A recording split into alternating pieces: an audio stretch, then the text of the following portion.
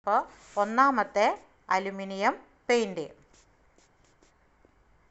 രണ്ടാമത്തെയാണ് celluloid paint എന്ന് പറയുന്നത്. Celluloid അല്ല, സെല്ലുലോസ് പെയിൻറ് എന്ന് പറയുന്നത്. എന്താണ്? Nitro celluloid sheet, photographic film ഇവയിൽ നിന്നാണ് ഇത് നിർമ്മിക്കുന്നത്. മറ്റു പെയിൻറ്റുകൾ ഓക്സിഡേഷൻ മൂലം ഉറയ്ക്കുമ്പോൾ ഇത് ബാഷ്പീകരണം മൂലമാണ് ഉറയ്ക്കുന്നത്. ഇക്കാരണത്താൽ വളരെ വേഗം ഇത് ഉറയ്ക്കുന്നു. ഈ പെയിൻറ്റിന് വില കൂടുതലാണെങ്കിലും വളരെ മിനുസമുള്ള കഴുകാവുന്ന ഒരു പ്രതലം നമുക്ക് ലഭ്യമാകുന്നു.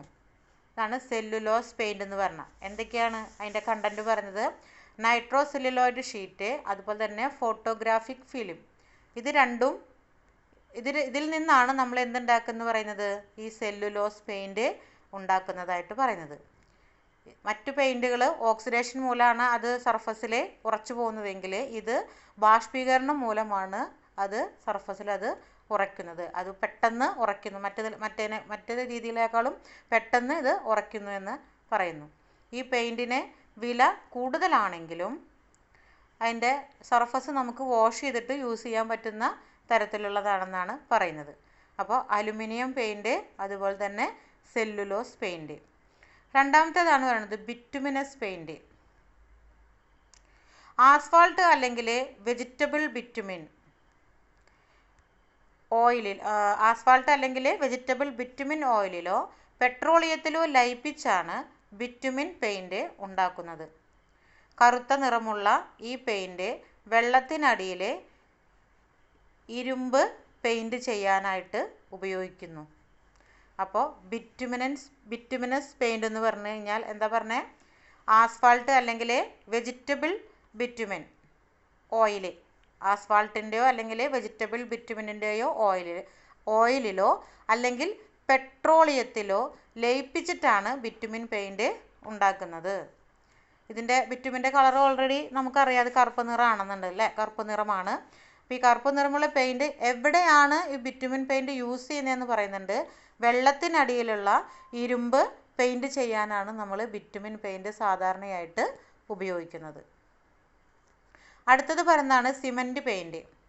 വൈറ്റ് സിമൻറ്റും പിഗ്മെൻറ്റും ആക്സിലേറ്ററും മറ്റ് അഡിറ്റീവുകളും അടങ്ങിയതാണ് സിമൻറ്റ് പെയിൻറ് എന്ന് പറയുന്നത്. പല നിറങ്ങളിലായി പൗഡർ രൂപത്തിൽ നമുക്കിത് ലഭിക്കുന്നു. ജലപ്രതിരോധമുള്ളതും ഈട് നിൽക്കുന്നതുമാണ്. നനഞ്ഞ ചുമരുകൾക്കും പുതിയ ചുമരുകൾക്കും ഏറ്റവും പറ്റിയതാണ്. വെള്ളത്തിൽ കലർത്തിയാണ് ഇത് ഉപയോഗിക്കുന്നത്. കോറുഗേറ്റഡ് ആയ ഇരുമ്പ് പ്രതലത്തിൽ തേക്കാനായി പെയിൻറ് തിളപ്പിച്ചെടുത്ത ലിൻസീഡ് ഓയിലിൽ കലർത്തേണ്ടതാണ്. സിമൻറ്റ് പെയിൻറ് ചെയ്യുന്നതിന് മുമ്പായിട്ട് പ്രതലം നനച്ച ശേഷം ഉണങ്ങാൻ അനുവദിക്കണം. ഒരു കോട്ട് ചെയ്ത് 24 മണിക്കൂറിനകം ഒരു പ്രാവശ്യം കൂടി നനച്ച് രണ്ടാമത്തേത് ചെയ്യേണ്ടതാണ്. അതിനുശേഷം 2 ദിവസം ഇടയ്ക്കിടെ നനയ്ക്കുന്നത് നന്നായിരിക്കും.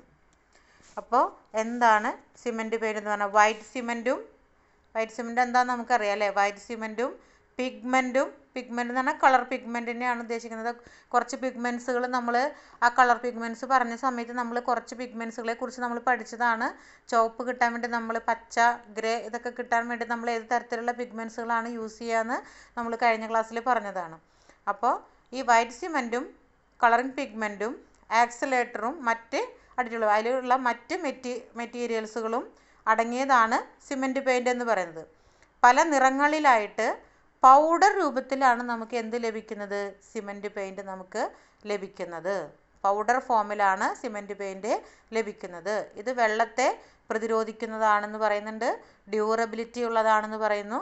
അതുപോലെ ഇത് ഏറ്റവും അനുയോജ്യമായത് എന്തിനാണെന്ന് പറയുന്നത്? നനഞ്ഞ ചുമരുകൾക്കും അതുപോലെ തന്നെ ഫ്രഷ് ആയിട്ടുള്ള പുതിയ ചുമരുകൾക്കും ഏറ്റവും പറ്റിയതാണ്.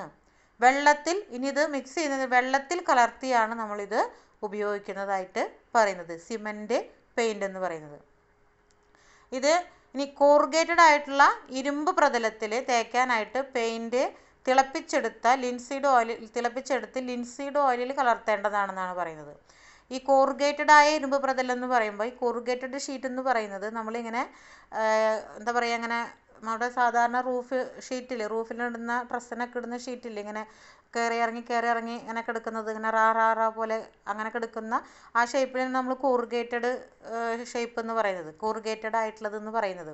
അപ്പോൾ ഈ കോറുഗേറ്റഡ് ആയിട്ടുള്ള ഇരുമ്പ് പ്രതലത്തിൽ തേക്കാനായിട്ട് നമ്മൾ പെയിൻറ്റിനെ തിളപ്പിച്ചെടുത്ത് ലിൻസീഡ് ഓയിലാണ് മിക്സ് ചെയ്യുന്നത്. നേരത്തെ നമ്മൾ പറഞ്ഞു അതിനെ വെള്ളത്തിലാണ് മിക്സ് ചെയ്യുന്നതെന്ന്. അപ്പോൾ ഇരുമ്പ് പ്രതലത്തിലാണെന്നുണ്ടെങ്കിൽ നമ്മളതിനെ ലിൻസീഡ് ഓയിലാണ് നമ്മളത് മിക്സ് ചെയ്യുന്നത്. സിമൻറ്റ് പെയിൻറ്റ് ചെയ്യുന്നതിന് മുമ്പായിട്ട് പ്രതലം എന്ത് ചെയ്യണമെന്ന് പറഞ്ഞു? നനച്ച ശേഷം ഉണങ്ങാൻ അനുവദിക്കണം. ഒരു കോട്ട് ചെയ്ത 24 മണിക്കൂറിനകം രണ്ടാമത്തെ കോട്ടും കൂടി നമ്മൾ നനച്ചിട്ട് ചെയ്യേണ്ടതാണ്. അതിനുശേഷം 2 ദിവസം നമ്മൾ ഇടയ്ക്കിടയ്ക്ക് ഒന്ന് നനച്ച് കൊടുക്കുകയും വേണം. അപ്പോൾ ഇതാണ് സിമൻറ്റ് പെയിൻറ്റ് എന്ന് പറയുന്നത്. അപ്പോൾ ആദ്യം നമ്മൾ അലുമിനിയം പെയിൻറ്റിനെ കുറിച്ച് പറഞ്ഞു, പിന്നെ സെല്ലുലോസ് പെയിൻറ്റിനെ കുറിച്ച് പറഞ്ഞു, ബിറ്റുമിനസ് സിമൻറ്റിനെ കുറിച്ച് പറഞ്ഞു, അതുപോലെ തന്നെ സിമൻറ്റ് പെയിൻറ്റ്, ബിറ്റുമിനസ് പെയിൻറ്റ്, അത് കഴിഞ്ഞ് സിമൻറ്റ് പെയിൻറ്റ്. പിന്നെ വേണമെന്ന് ആൻറ്റി കൊറോസീവ് പെയിൻറ്റ്. അപ്പോൾ എന്താണ് anti corrosive paint? Anti corrosive പെയിൻറ്റിൽ നല്ല ഡ്രയറും നേരിയ മണലോടൊപ്പം കലർത്തിയ പിഗ്മെൻറ്റും അടങ്ങിയിരിക്കുന്നു. വില കുറഞ്ഞ കറുപ്പ് പെയിൻ്റാണിത്. Chromium oxide, lead, red lead അല്ലെങ്കിൽ സിങ്ക് ക്രോം ആണ് നമ്മൾ പിഗ്മെൻ്റായിട്ട് ഉപയോഗിച്ചിരിക്കുന്നത്. ആൻറ്റി കൊറോസീവ് പെയിൻറ്റ് നമുക്ക് തുരുമ്പിനെ പ്രതിരോധിക്കാൻ വേണ്ടിയിട്ട് നമ്മൾ കൊടുക്കുന്നതാണ് ആൻറ്റി കൊറോസീവ് പെയിൻറ്റ് എന്ന് പറയുന്നത്.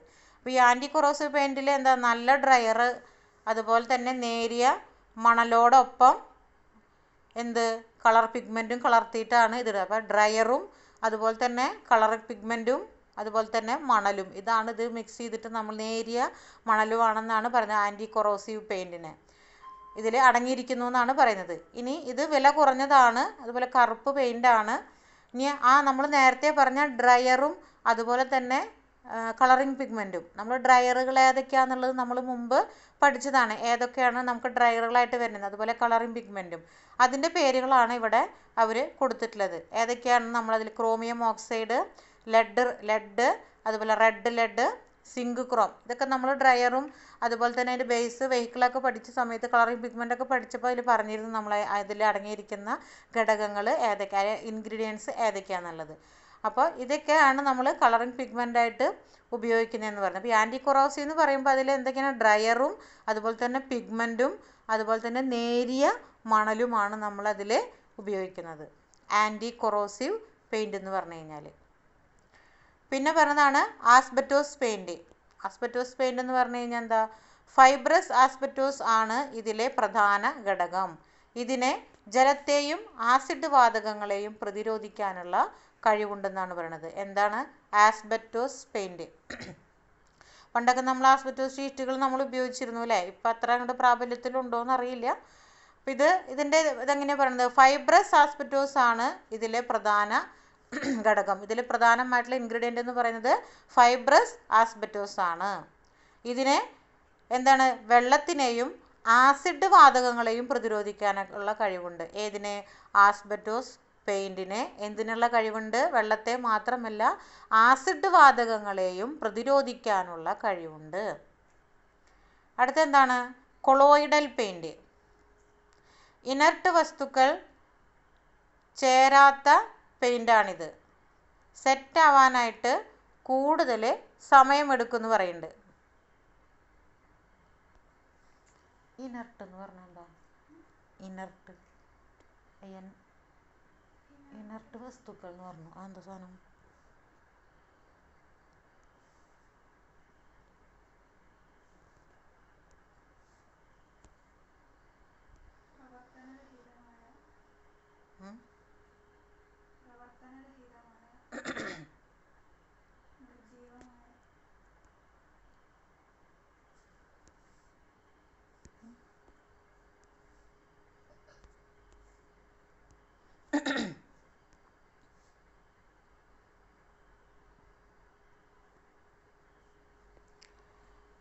ഏതാ പറഞ്ഞത് നമ്മൾ കൊളോയിഡൽ പെയിൻറ് അല്ലേ,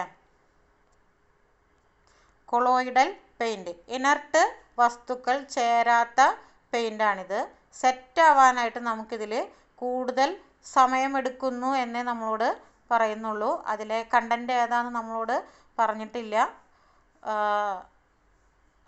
ഏതൊക്കെ ഇൻഗ്രീഡിയൻസ് ആണ് നമ്മൾ കൊളോയിഡൽ പെയിൻറ്റിൽ നമ്മൾ ചേർക്കുന്നത് അങ്ങനെ സ്പെഷ്യലായിട്ട് ഇതിൽ മെൻഷൻ ചെയ്തിട്ടില്ല.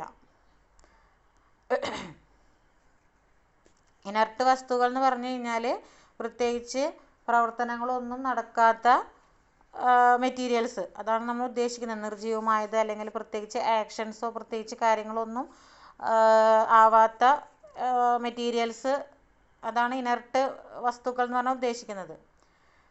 ഇനർട്ട് വസ്തുക്കൾ ചേരാത്ത പെയിൻ്റാണിത് എന്ന് പറയുന്നുള്ളൂ. സെറ്റാവാനായിട്ട് ഇത് കൂടുതൽ സമയമെടുക്കുന്നുവെന്നും പറയുന്നുണ്ട്.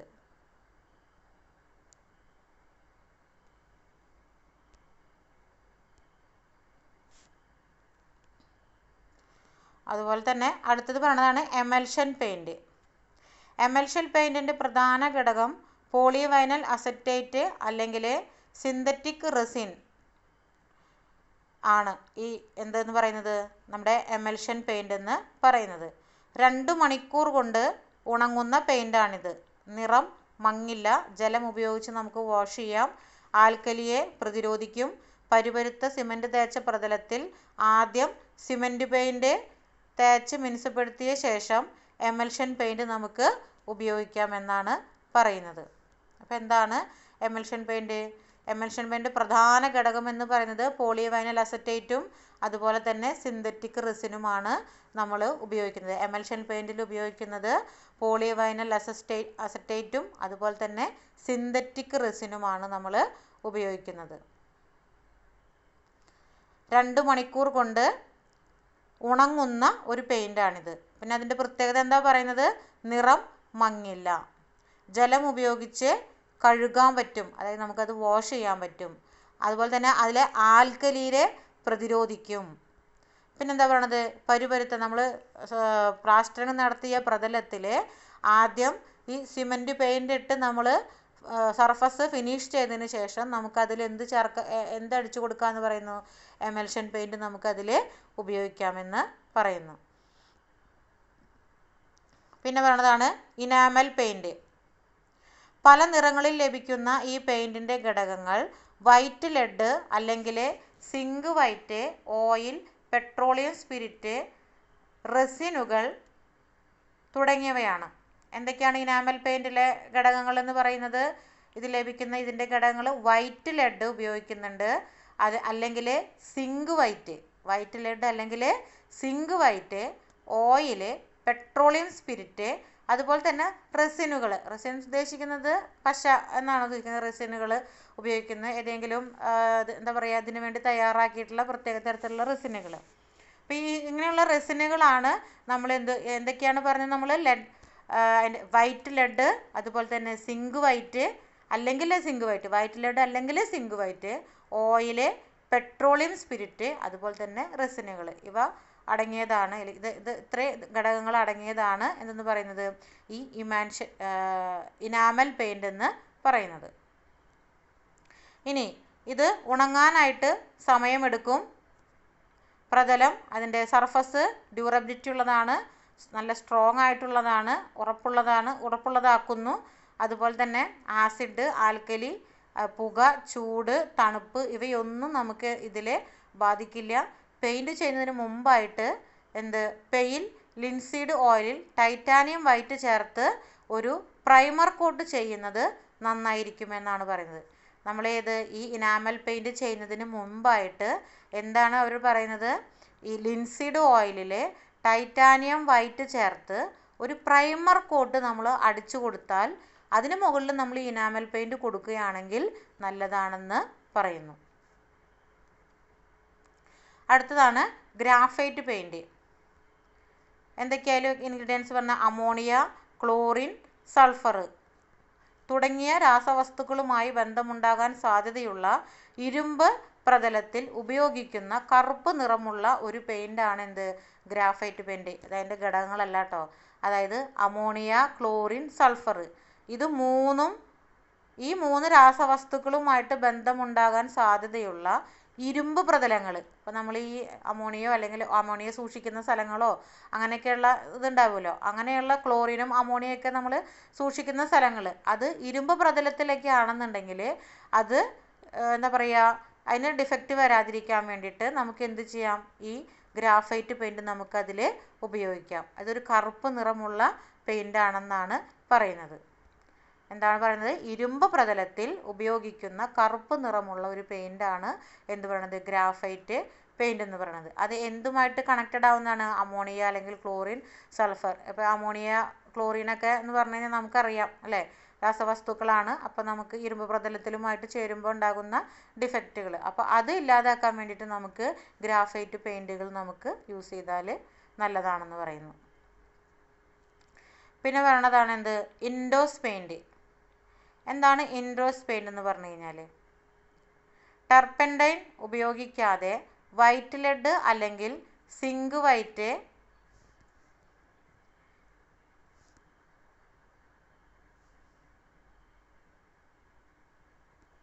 മെഥിലൈറ്റഡ് സ്പിരിറ്റുമായി ചേർത്താണ് ഇൻഡോസ് പെയിൻറ്റ് ഉണ്ടാക്കുന്നത്. പെട്ടെന്ന് ഉണങ്ങുന്നതും ഈട് നിൽക്കുന്നതും അല്ല, അത് പെട്ടെന്ന് ഉണങ്ങും ഈട് നിൽക്കുന്നതല്ല എന്നാണ് പറയുന്നത്. എന്താണ്, ടർപ്പൻറ്റൈൻ ഉപയോഗിക്കാതെ. നമ്മൾ ടർപ്പൻറ്റൈനെ കുറിച്ച് പറഞ്ഞിരുന്നു അല്ലേ, സോൾവെൻ്റായിട്ട് നമ്മൾ ഉപയോഗിക്കുന്നത് മറ്റേ ഇൻഗ്രീഡിയൻസ് പഠിച്ച സമയത്ത് 5ാമത്തെ ഇൻഗ്രീഡിയൻ്റ് ആയിരുന്നു സോൾവെൻ്റ്. അപ്പോൾ നമ്മൾ സോൾവെൻ്റായിട്ട് ഉപയോഗിക്കുന്നത് ടർപ്പൻറ്റൈൻ ആണെന്ന് നമ്മൾ കഴിഞ്ഞ ക്ലാസ്സിൽ പഠിച്ചതാണ്. അപ്പോൾ ടർപ്പൻറ്റൈൻ ഉപയോഗിക്കാതെ വൈറ്റ് ലെഡ് അല്ലെങ്കിൽ സിങ്ക് വൈറ്റ് നമ്മൾ എന്ത് ചെയ്യണത്, മെഥിലൈറ്റഡ് സ്പിരിറ്റുമായി ചേർത്താണ് എന്തുണ്ടാക്കുന്നതെന്ന് പറഞ്ഞ് ഇൻഡോസ് പെയിൻറ്റ് ഉണ്ടാക്കുന്നത്. ഇത് പെട്ടെന്ന് ഉണങ്ങുമെന്ന് പറയുന്നുണ്ട്, പക്ഷേ ഇതിന് ഡ്യൂറബിലിറ്റി കുറവാണ്. അതായത് കുറവാണെന്നല്ല, ഇല്ല എന്ന് തന്നെ പറയാം, ഈട് നിൽക്കുന്നതല്ല എന്നാണ് പറയുന്നത്. അടുത്താണ് ലുമിനസ് പെയിൻറ്റ്. കാൽസ്യം സൾഫേറ്റും വാർണിഷും ചേർന്നതാണ് ഇത്. ലുമിനസ് പെയിൻറ്റ് എന്ന് പറഞ്ഞു കഴിഞ്ഞാൽ കാൽസ്യം സൾഫൈഡും വാർണിഷും ചേർന്നതാണ് ലുമിനസ് പെയിൻറ്റ് എന്ന് പറയുന്നത്. വെളിച്ചം നൽകിയ ശേഷം അല്പനേരം ഇത് തിളങ്ങിക്കൊണ്ടിരിക്കും എന്നാണ് പറയുന്നത്. വെളിച്ചം നൽകിയ ശേഷം അതിലേക്ക് വെളിച്ചം അടിച്ചു കഴിഞ്ഞാൽ കുറച്ച് നേരം അത് തിളങ്ങിക്കൊണ്ടിരിക്കും. അപ്പോൾ നമുക്കിതൊക്കെ ഇത് എവിടെയാണ് നമ്മൾ സാധാരണ യൂസ് ചെയ്യുക എന്നുള്ളത് നിങ്ങൾക്ക് ആലോചിച്ചാൽ മനസ്സിലാവും. അതായത് കാൽസ്യം സൾഫൈഡും വാർണിഷും ചേർന്നാണ് എന്തുണ്ടാക്കുന്നത്, ലുമിനിയസ് പെയിൻറ്റ് ഉണ്ടാക്കുന്നത്. ഈ ലുമിനിയസ് പെയിൻറ്റ് എന്താന്ന് പറഞ്ഞത്, അതിലേക്ക് വെളിച്ചം അടിച്ചു കഴിഞ്ഞാൽ കുറച്ച് നേരം അതെന്ത് തിളങ്ങി നിൽക്കും. അടുത്തതാണ് ഓയിൽ പെയിൻറ്റ്. പച്ച അല്ലെങ്കിൽ ബോയിൽ ചെയ്ത ലിൻസീഡ് ഓയിലിൽ ഇനർട്ട് ഫില്ലർ, ഡ്രയർ, അതുപോലെ തന്നെ പിഗ്മെൻറ്റ് ഇവ ചേർന്നതാണ് ഓയിൽ പെയിൻറ്റ്. എന്തൊക്കെയാണ് അതിൽ ചേർക്കുന്നത്, പച്ച അല്ലെങ്കിൽ ബോയിൽ ചെയ്ത ലിൻസീഡ് ഓയിൽ പച്ചയ്ക്കോ അല്ലെങ്കിൽ അത് ബോയിൽ ചെയ്തതോ, ഇനർട്ട് ഫില്ലർ, അതുപോലെ തന്നെ ഡ്രയർ, അതുപോലെ തന്നെ പിഗ്മെൻറ്റ്, ഇതെല്ലാം ചേർന്നതാണ് എന്നു പറയുന്നത്. ഇവയെല്ലാം ചേർന്നതാണ് ഓയിൽ പെയിൻ്റ് എന്ന് പറയുന്നത്. 3 കോട്ട് തേക്കാനായിട്ട് prime, under coat, finishing coat എന്നിങ്ങനെ 3 ഘടനയിലുള്ള പെയിൻ്റുണ്ട്. ഈർപ്പമുള്ള സ്ഥലത്ത് ഇത് ഉപയോഗിക്കാനായിട്ട് പറ്റില്ല. അപ്പോൾ എന്താണ് ഓയിൽ പെയിൻറ്റ്? ഇപ്പോൾ ലിൻസീഡ് ഓയിൽ 2 രീതിയിൽ നമുക്ക് ഉപയോഗിക്കാം. പച്ചയായിട്ട് ഉപയോഗിക്കാം, അല്ലെങ്കിൽ നമുക്കത് ബോയിൽ ചെയ്തിട്ടും ഉപയോഗിക്കാം. പിന്നെ നമുക്കതിൽ ഡ്രയർ വരുന്നുണ്ട്, ഇനർട്ട് ഫില്ലർ വരുന്നുണ്ട്, പിഗ്മെൻറ്റുകളും വരുന്നുണ്ട്. അപ്പോൾ ഈ പിഗ്മെൻറ്റുകൾ ഇതെല്ലാം കൂടി ചേർന്നിട്ടാണ് നമ്മൾ ഓയിൽ പെയിൻറ്റ് ഉണ്ടാക്കുന്നത്. ഇനി ഓയിൽ പെയിൻറ്റിന് 3 ഘട്ടങ്ങളാണെന്നാണ് പറയുന്നത്. ഒന്ന് എന്താ പറയുക, prime coat, under coat, finishing coat. ഇങ്ങനെ 3 ഘട്ടങ്ങളിൽ ആയിട്ട് അടിക്കാനുള്ള 3 ഘട്ടത്തിലായിട്ട് ആ 3 ടൈപ്പിലുള്ള ഓയിൽ പെയിൻറ്റുകൾ നമുക്ക് ലഭിക്കുന്നു എന്നാണ് പറയുന്നത്. 3 ഘടനയിലുള്ള പെയിൻറ്റുകളും നമുക്ക് ലഭിക്കുന്നു എന്നാണ് പറയുന്നത്. ഇത് ഈർപ്പമുള്ള സ്ഥലത്ത് ഉപയോഗിക്കാനായിട്ട് പറ്റില്ല എന്ന് പറയുന്നുണ്ട്. ഏത്, ഓയിൽ പെയിൻറ്റ്. ഓയിൽ പെയിൻറ്റ് ഈർപ്പമുള്ള സ്ഥലത്ത് ഉപയോഗിക്കാനായിട്ട് പറ്റില്ല. അപ്പോൾ ഈ ഓയിൽ പെയിൻറ്റും ലുമിനിയസ് പെയിൻറ്റൊക്കെ ഒന്ന് നോട്ട് ചെയ്ത് വെച്ചേക്കിട്ടാൽ നമുക്ക് ആവശ്യമായിട്ട് വരുന്നതാണ്. അതുപോലെ അടുത്തത് പറയുന്നതാണ് പ്ലാസ്റ്റിക് പെയിൻറ്റ്. ഇതിൽ പ്ലാസ്റ്റിക് ആണ് നമ്മൾ ബേസ് ആയിട്ട് ഉപയോഗിച്ചിരിക്കുന്നത്. വ്യത്യസ്ത പേരുകളിൽ വ്യത്യസ്ത നിറങ്ങൾ ലഭ്യമാണ്. സ്പ്രേ ചെയ്യുകയോ ബ്രഷ് പെയിൻറ്റിങ്ങോ ആവാം. മുറികൾക്കും വലിയ ഹാളുകൾക്കും ഉപയോഗിക്കുന്നു. പ്ലാസ്റ്റിക് എമൽഷൻ പെയിൻറ്റ് ഇപ്പോൾ വളരെയേറെ ഉപയോഗിക്കുന്നുണ്ട്. വിനൈൽ അസിറ്റേറ്റ്, അക്രിലേറ്റ് തുടങ്ങിയ പ്ലാസ്റ്റിക് കോമ്പൗണ്ടുകളുടെ ജലത്തിലെ ലായനിയാണ് എമൽഷൻ എന്ന് പറയുന്നത്. ഒരു ലിറ്റർ പെയിൻറ്റിൻ്റെ തൂക്കം ഏതാണ്ട് 14 ന്യൂട്ടൺ ആണ്. ഇതിൽ 2 ന്യൂട്ടൺ ബൈൻഡറും 5 ന്യൂട്ടൺ പിഗ്മെൻറ്റും 1 ന്യൂട്ടൺ മറ്റ് ഖരപദാർത്ഥങ്ങളും 6 ന്യൂട്ടൺ ജലവുമാണ്. 1 ലിറ്റർ പെയിൻറ്റ് 6 ജലവുമാണ് ഇതിൽ ഉപയോഗിക്കുന്നത്. 1 ലിറ്റർ പെയിൻറ്റ് 15 സ്ക്വയർ മീറ്റർ മൂടാനായിട്ട് മതിയാവുമെന്ന് പറയണത്. 15 സ്ക്വയർ മീറ്റർ മൂടാൻ 1 ലിറ്റർ പെയിൻറ്റ് മതിയാവും. രാസവസ്തുക്കളെയും ഈർപ്പത്തെയും ടെമ്പറേച്ചർ മാറ്റത്തെയും പ്രതിരോധിക്കാൻ പ്ലാസ്റ്റിക് എമൽഷൻ പെയിൻറ്റിന് കഴിയുന്നു.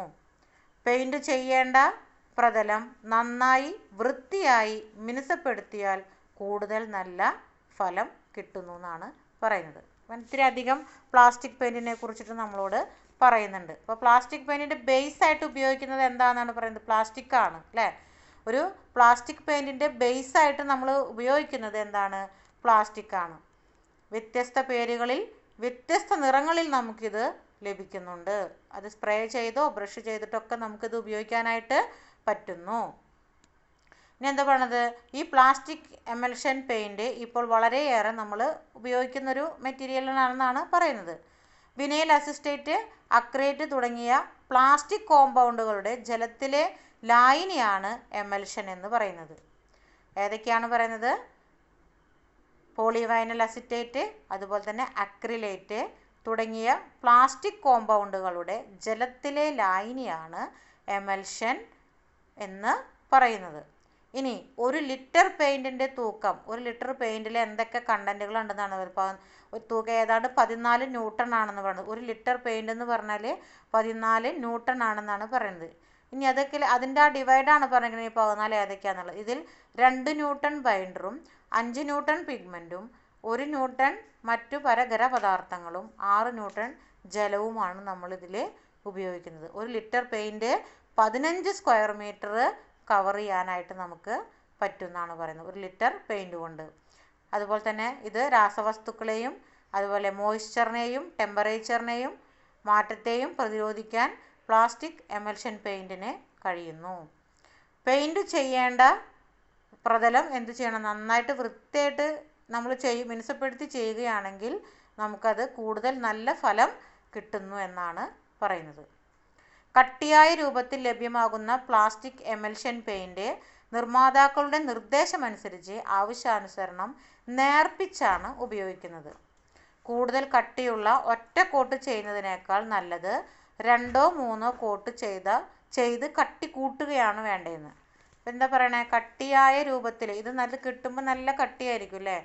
ഇത് എന്ത് ചെയ്യണമെന്നാണ് പറയണത്? ഇതിൻ്റെ നിർദ്ദേശം അനുസരിച്ചിട്ട് നമുക്കതിനെ ഒന്ന് നേർപ്പിച്ചിട്ട് അതിൻ്റെ കട്ടി കുറച്ചിട്ട് നമുക്കത് ഉപയോഗിക്കാം. നമ്മൾ അങ്ങനെയല്ല പെയിൻറ്റ് അപ്ലൈ ചെയ്യുന്നത്. ഇപ്പോൾ ഒറ്റ കോട്ട് അത് അങ്ങനെ തന്നെ അടിക്കലല്ലോ ചെയ്യുക. 2-3 കോട്ടുകളായിട്ടാണ് നമ്മളത് ഉപയോഗിക്കുന്നത്. അതുപോലെ തന്നെ നമ്മൾ ഉപയോഗിക്കുന്നതാണ് നല്ലതെന്നാണ് പറയുന്നത്. പല നിറങ്ങളിലുള്ള പെയിൻറ്റുകൾ നമുക്ക് ലഭ്യമാണ്. എന്നാൽ ഇളം നിറം ഉണ്ടാക്കാൻ വെള്ള എമൽഷനോടൊപ്പം നിറങ്ങൾ ചേർക്കുകയാണ് ചെയ്യുന്നത്. ജലം ചേർത്ത് ഉപയോഗിക്കുന്നതാകിയാൽ ലോഹഭാഗങ്ങൾക്ക് ഉപയോഗിക്കാനായിട്ട് പറ്റില്ല. ജലം ചേർത്തിട്ടാണ് ഇത് മിക്സ് ചെയ്യുന്നത്. അതുകൊണ്ട് ഇത് ലോഹഭാഗങ്ങളിൽ ഉപയോഗിക്കാനായിട്ട് പറ്റില്ല എന്ന് പറയുന്നു. ഇനി ഇളം നിറം ഉണ്ടാക്കാനായിട്ട് എന്താ ചെയ്യുന്നത്? പല നിറങ്ങളുള്ള പെയിൻറ്റുകൾ നമുക്ക് ലഭിക്കുന്നുണ്ട്. പക്ഷേ ഇളം നിറം ഉണ്ടാക്കാൻ വേണ്ടി നമ്മൾ എന്താ ചെയ്യുന്നത്? വെള്ള എമൽഷനോടൊപ്പം മറ്റ് കളറുകൾ മിക്സ് ചെയ്തിട്ടാണ് നമ്മൾ ഇളം നിറം ഉണ്ടാക്കുന്നത്. അതായത് ലൈറ്റായിട്ടുള്ള നിറങ്ങൾ നമ്മൾ ഉണ്ടാക്കുന്നത്. അടുത്താണ് സിലിക്ക പെയിൻറ്റ് എന്ന് പറയുന്നത്. കാൽസ്യം ചെയ്ത നേരിയതായി പൊടിച്ച സിലിക്ക റെസിൻ വസ്തുക്കളുമായിട്ട് കലർത്തിയാണ് സിലിക്ക പെയിൻറ്റ് നമ്മൾ ഉണ്ടാക്കുന്നത്. എങ്ങനെയാണ് സിലിക്ക പെയിൻറ്റ് ഉണ്ടാക്കുന്നത്? കാൽസ്യം ചെയ്ത നേരിയതായി പൊടിച്ച സിലിക്ക കാൽസിൻ, ഈ വാക്ക് നമ്മൾ മുമ്പ് പഠിച്ചതാണ് അല്ലേ. കാൽസിനേറ്റ് ചെയ്യുക എന്നുള്ളത് എന്താണ്? ഹൈ ടെമ്പറേച്ചറിൽ ചൂടാക്കുന്ന പ്രോസസ്സാണ് അല്ലേ കാൽസിനേഷൻ എന്ന് പറഞ്ഞത്. ഇതിൽ പറഞ്ഞത് കാൽസിൻ ചെയ്ത നേരിയതായിട്ട് പൊടിച്ച സിലിക്ക നമ്മൾ എന്ത് ചെയ്യാണ്? റെസിൻ വസ്തുക്കളുമായിട്ട് കലർത്തിയിട്ടാണ് നമ്മൾ എന്ത് ചെയ്യുന്നത്? സിലിക്ക പെയിൻറ് നിർമ്മിക്കുന്നത്. ഇത് ഉറപ്പുള്ളതും ഈട് നിൽക്കുന്നതുമാണ്. ആൽക്കലിയുമായിട്ട് എന്ത് ചെയ്യില്ല? പ്രവർത്തിക്കില്ല. കോൺക്രീറ്റിലും ഇഷ്ടികയിലും ഉപയോഗിക്കാൻ പറ്റുന്നു. 2 or 3 കോട്ട് ചെയ്യേണ്ടതാണ്. പ്രൈമിങ് കോട്ട്, ഇതിൽ പ്രൈമറായിട്ട് നമുക്കൊന്നും അടിക്കേണ്ട ആവശ്യമില്ല, ഡയറക്റ്റായിട്ട് നമുക്ക് അപ്ലൈ ചെയ്യാവുന്നതാണ്. ഇതാണ് സിലിക്ക പെയിൻറ്. രണ്ടാമത്തെ പറഞ്ഞതാണ് സിന്തറ്റിക് റബ്ബർ പെയിൻറ് എന്ന് പറയുന്നത്. ഈ പെയിൻറ്റിൻ്റെ ഘടകങ്ങൾ സിന്തറ്റിക് റെസിൻ, സോൾവെൻറ്റ്, പിഗ്മെൻറ്റ് തുടങ്ങിയവയാണ്. എന്തൊക്കെയാണ് സിന്തറ്റിക് റബ്ബർ പെയിൻറ് എന്ന് പറഞ്ഞു കഴിഞ്ഞാൽ? സിന്തറ്റിക് റെസിൻ ഉപയോഗിക്കുന്നുണ്ട്, സോൾവെൻറ്റ് ഉപയോഗിക്കുന്നുണ്ട്, പിഗ്മെൻറ്റ് ഉപയോഗിക്കുന്നുണ്ട്. ഇത് 3 അടങ്ങിയതാണ് എന്തെന്ന് പറയുന്നത്? നമ്മുടെ റബ്ബർ പെയിൻറ് എന്ന് പറയുന്നത്. പെട്ടെന്ന് ഇതിൻ്റെ പ്രത്യേകതകൾ എന്തൊക്കെയാണ് പറയുന്നത്? പെട്ടെന്ന് ഉണങ്ങുന്നു, വെയിലോ മഴവെള്ളമോ തട്ടിയാൽ തകരാറുണ്ടാവില്ല, ഒരേ തരത്തിലുള്ള നിറം ലഭ്യമാകും, രാസവസ്തുക്കളെ പ്രതിരോധിക്കും. ഇതൊക്കെയാണ് നമുക്ക് സിന്തറ്റിക് റബ്ബർ പെയിൻറ്റിൻ്റെ അതിൻ്റെ ക്വാളിറ്റീസ് പറയുന്നത്. എന്തൊക്കെയാണ്? ഒരേ തരത്തിലുള്ള നിറം ലഭിക്കുന്നു, അതുപോലെ തന്നെ രാസവസ്തുക്കളെ പ്രതിരോധിക്കുന്നു, പെട്ടെന്ന് ഉണങ്ങുന്നു, അതുപോലെ വെയിലോ മഴവെള്ളമൊക്കെ തട്ടിയാലൊന്നും ഇതിനൊന്നും ഡിഫക്റ്റ് ഒന്നും സംഭവിക്കുന്നില്ല. അപ്പോൾ ഇങ്ങനെ ഒരു 16 ടൈപ്പ് പെയിൻറ്റുകളെ കുറിച്ച് ഇതൊക്കെ മനസ്സിലാക്കി വെക്കുക എന്താണെന്നുള്ളത്. ഒരു 4-5 എണ്ണം എളുപ്പത്തിൽ, അതായത് നമ്മളിപ്പോൾ കോമൺ ആയിട്ട് നമുക്ക് നമ്മുടെ ഇതിൽ കാണുന്ന കോമൺ ആയിട്ടുള്ള കുറച്ച് കാര്യങ്ങളുണ്ടാവുമല്ലോ, അത് നിങ്ങളൊന്ന് ഓർത്ത് വെച്ചിട്ട് ഒന്ന് മനസ്സിലാക്കി വയ്ക്കുക. മിനിമം ഒരു 5 എണ്ണമെങ്കിലും ഇതിൽ 5 പോയിൻ്റെങ്കിലും നിങ്ങളതിൽ പഠിച്ചിരിക്കണം. Aluminium paint, cellulose paint, bituminous paint, cement paint, anti corrosive paint, asbestos paint, colloidal paint, emulsion paint, enamel paint, graphite paint, inodorous paint, luminous paint, oil paint, plastic paint. ഇങ്ങനെ അല്ല, പ്ലാസ്റ്റിക് കഴിഞ്ഞാൽ പിന്നെ വരുന്നുണ്ട് അല്ലേ സിലിക്ക, സിന്തറ്റിക് റബ്ബർ പെയിൻറ്റ്. ഇങ്ങനെ 16 type പെയിൻറ്റുകൾ വരുന്നുണ്ട്. ഇതൊക്കെ ഒന്ന് വായിച്ച് മനസ്സിലാക്കി വെക്കുക. അതിലെ കണ്ടൻറ്റുകൾ എന്താണ് എന്നുള്ളതൊക്കെ ജസ്റ്റ് ഒന്ന് വായിച്ചിട്ട് മനസ്സിലാക്കി വെക്കുക കേട്ടോ. അപ്പോൾ ഇത്രയും ആണ് ഇപ്പോൾ ഇന്നത്തെ ക്ലാസ്സിൽ നമ്മൾ എടുക്കുന്നത്. ടൈപ്സ് ഓഫ് പെയിൻറ്റിലെ 16 തരത്തിലുള്ള പെയിൻറ്റുകളെ കുറിച്ചിട്ടാണ് ഇപ്പോൾ നമ്മൾ പറഞ്ഞത്.